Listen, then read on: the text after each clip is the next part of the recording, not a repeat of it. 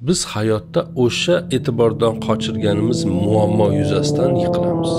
Istagan payti istagan odam bizdan voz kechishi mumkin bo'lgan bir odamligimizcha qolib ketamiz. Bizni qadrli qiladigan, qiymatli, qimmatli qiladigan narsa nima edi? O'tinni yaxshisini Alloh alodan saqlarkan, insonni yaxshisini nega saqlamas?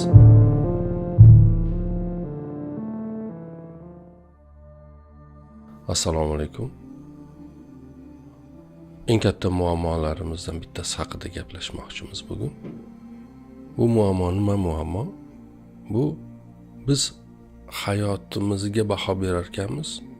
Doim bizdan tepada bo'lganlar, ustun bo'lganlar, yaxshi bo'lganlar bilan solishtiramiz. Masalan, kichkinaligimizda bizni xafa qiladigan narsalar maktabga boradigan, biz bilan birga o'qiydigan sinfdoshimizni hayotidagi imkoniyatlar bizni hayotimizdagi imkoniyatlardan yaxshiligi bizni nima qilardi? Xafa qilardi. To'g'rimi? Keyin xuddi mana shunday, ya'ni yonimizdagilar bilan solishtirib borgan sari o'zimizni go'yoki boshqalardan baxtsizroq, omadsizroqday his qilib yashaymiz. Bu narsa tamoman aksi bo'lishi kerak. Buni tushunishimiz kerak. Tamoman aksi. Bu nima bilan bo'ladi? Hozir bu haqida bir nima aytib beraman, hikoya aytib beraman. Xullas kalom, Meksikada bir joy bor ekan. U joyda sisal deb nomlanadigan bir qimmatli ip ishlab chiqish mumkin bo'lgan va u ipdan go'zal matolar ishlab chiqariladigan bir o'simlik o'sar ekan. Bu o'simlikning o'sgan joylari bir toshloq, qoyali, shamollari juda ham ko'p bo'lgan, ya'ni bir noqulay bir joyda o'sar ekan. Bundan tashqari bu sisal degan o'simlik dunyoda faqatgina o'sha joyda o'sar ekan.